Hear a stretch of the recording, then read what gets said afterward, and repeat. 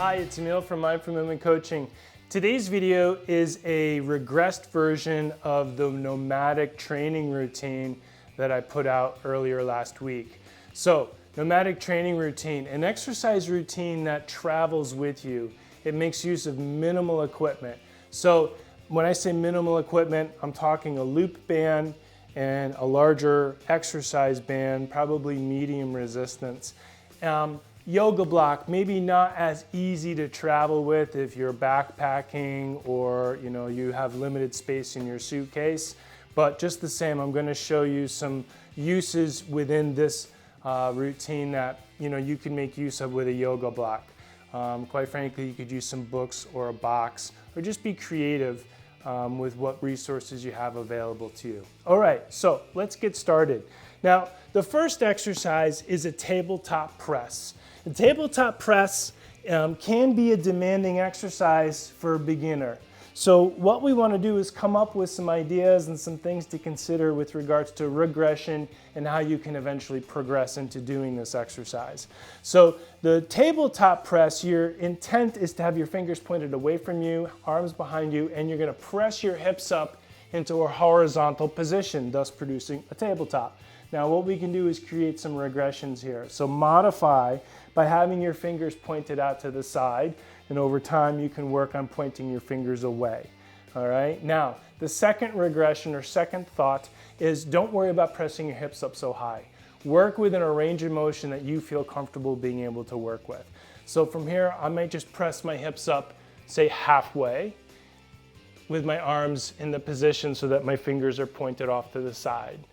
Now, ideally, you should try to do 10 to 12 repetitions of this given exercise with the intent over time, and I say over time like 2-3 weeks, just with some consistency, working on getting a little higher, and then maybe working on pointing those fingers farther away from you to the point where your fingers are pointing behind you and you can get up into a nice horizontal position, thus producing 10 to 12 repetitions of that exercise.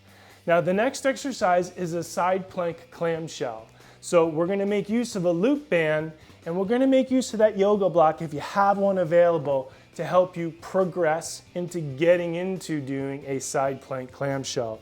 So I'm going to demonstrate what a side plank clamshell is, and then I'm going to bring it down to baseline and explain how we regress the exercise and build up. So here's a side plank clamshell in a side plank position here. I'm supported, elbow underneath my shoulder, hips are stacked, and I'm producing a clamshell in a side plank position.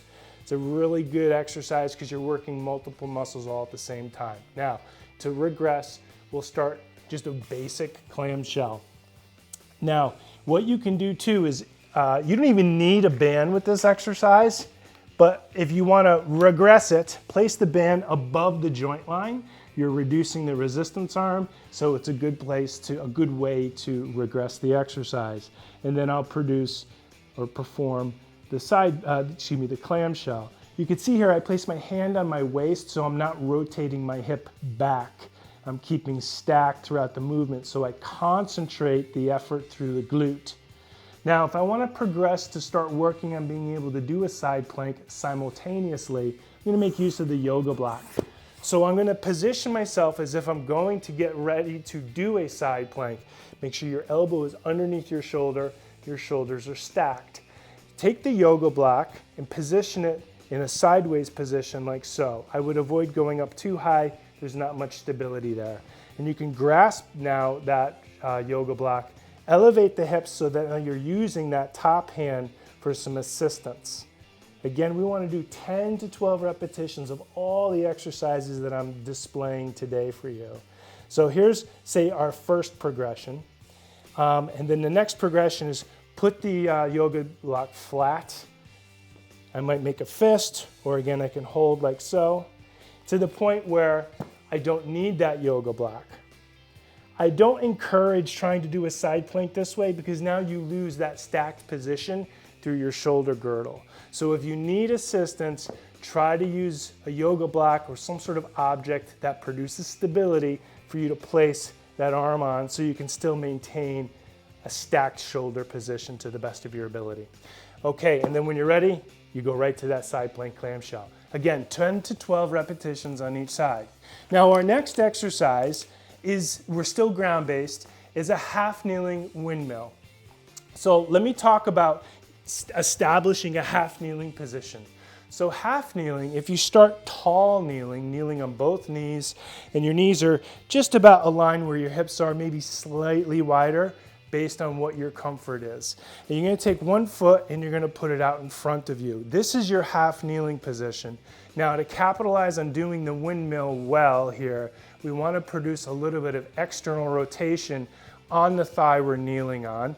That's going to bring that rear foot a little bit closer to the front foot.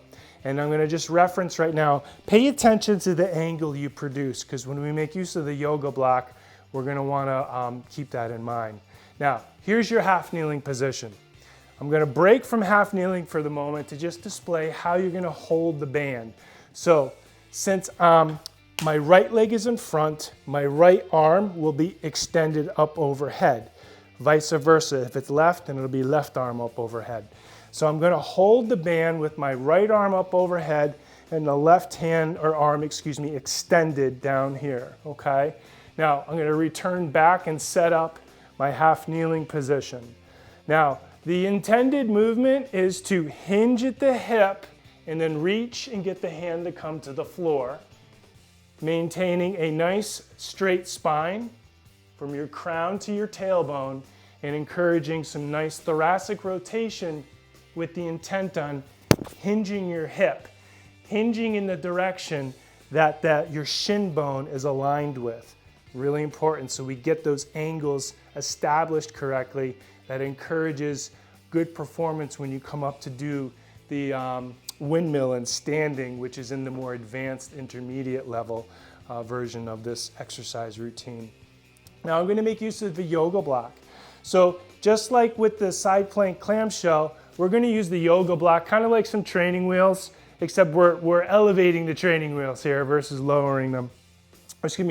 We're elevating them versus, you know what I'm trying to say. So what I'm going to do here is come into and reach to that yoga block. So if I'm a beginner here, I'm focused on getting that hinging at the hip as I reach to the yoga block. And then once I'm ready, the yoga block's telling me I'm ready, I'm going to go ahead and reach a little lower to the point where I don't need the yoga block, as I demonstrated the windmill in the beginning, half kneeling windmill. My hand will come down right to the floor. And if you're looking to take it to the next level, get your forearm to come down to the floor, just like so, all right? When you're ready, then you'll be able to do this exercise in standing. Again, with this exercise, I say 8 to 10 repetitions. If you're ambitious, go for 12 on each side. Okay, now your next exercise is going to be the single leg deadlift. So single leg deadlift is a challenging exercise for the beginner because you're required to produce balance on one leg and you're trying to get your hip to hinge back. Most of us are just accustomed to squatting and lunging, so we're familiar with getting our hips to go straight down to the ground. We will do that. That's the next exercise. But right now we're going to focus on getting our hips to hinge while we're producing some stability. So a good way to develop this exercise is stand on the band, hold the band on the same side with your arm, on the same side of the leg you're standing on. And what you'll do here is this leg will come back, you're going to have a soft knee, and you'll come back up. Now, the regression here is I'm not producing a big range of motion. I'm focused on a key element or a key mechanic here where I get a soft knee on the leg that I'm standing on. Soft referencing that it goes to about the distance of my midfoot. Not quite to the toes, but just right before where my toes are. I don't want to certainly go past my toes, okay? So that's a demonstration right there of like level 1. Now what you could do is work on expanding your range of motion so that you get a little bit more in a horizontal position, keeping this thigh in alignment with your torso. Now you want to take the exercise to the next level A really good way to do this exercise is exposing your body to a bit of a rotational force vector. What does that mean? It means that you're creating some rotation that your body needs to resist. So hold the band on the opposing hand or arm, and now what's going to happen is your shoulder is going to want to rotate forward. So you'll need to engage your abdominals, engage that shoulder blade, and activate the shoulder on the opposing side. You could do that with the first version as well. And so make a fist, tighten this arm up, and now I'm going to work the single leg deadlift like you see here. And you can see I'm having to work a little bit. My body is having to make subtle adjustments to maintain good postural alignment. We call that dynamic stabilization. So the nice thing about, or the intention I should say, with training single leg exercises, or later in the video you're going to see shoulder tap planks, is we want to be doing exercises that encourage dynamic stabilization, encouraging our stabilizing muscles, and all the muscles for that matter, to respond reflexively versus just thinking about those muscles working and just making it a forward-thinking mechanic or action. Okay, so that's your single leg deadlift. Now, the next exercise is a single leg lunge reach. So the more advanced version is you're holding your balance with your leg up and you're producing a lunge here, single leg, and the hips go straight down. That's the difference between the hinge versus a lunge or a squat in this manner, in this mechanic. Now, to regress this exercise, you got a couple of options. The option I like, pretty simple, path of least resistance, right? Less equipment, better. Just keep your foot on the floor here. Think about bearing weight on the ball of the foot, but limit how much weight you put through there. So let's say 10 to 15%. And again, now focus on the mechanic. Don't worry about making the exercise challenging. If you're new to these exercises or new to this routine, focus on your form and technique. So you hear me use the word mechanic. Think about shin bone initiating this exercise right here. So the shin bone, the leg I'm standing on, I think about letting that move first. And this here, I'm not afraid of getting my knees over or past my toes, okay? If you've been advised differently by an orthopedist or a PT, certainly follow their directions. But if you want to progress and work the functionality of it, go ahead and get that knee to go past your toes. You'll be better served for it. And now, the last exercise, and you heard me reference dynamic stabilization, is a shoulder tap plank. However, shoulder tap plank is a demanding exercise. So what we could do is do the shoulder tap plank in quadruped. So just so you know what I'm referencing, a shoulder tap plank is when you're in a plank position and you're tapping each shoulder with your hand. And you're doing it slowly. What we'll do here is we'll regress the exercise into a quadruped position. So I'm just going to start here, and even as an advanced, say, trainer or an athlete like myself, I feel my abdominals working here. Now if I want to progress, I'll go ahead and I'll do a plank on my knees.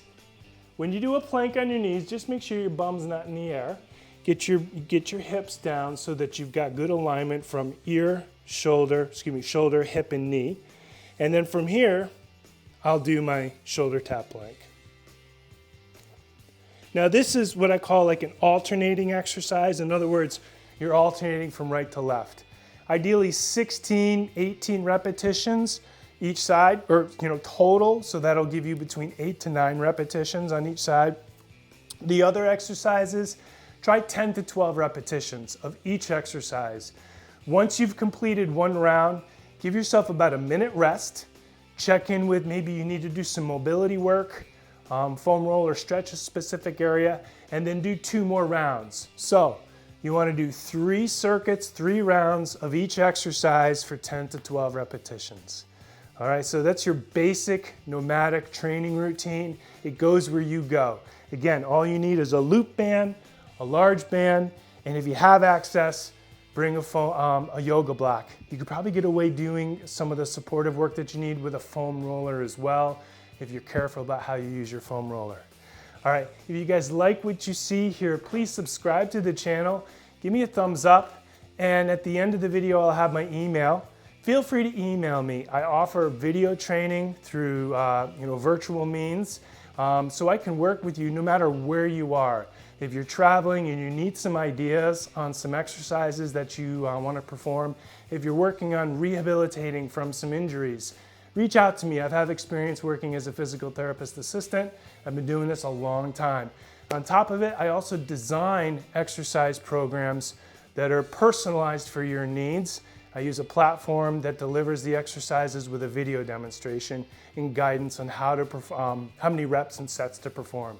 All right, so I hope to hear from you. If you have any questions, again, email me. Have a good day, you guys.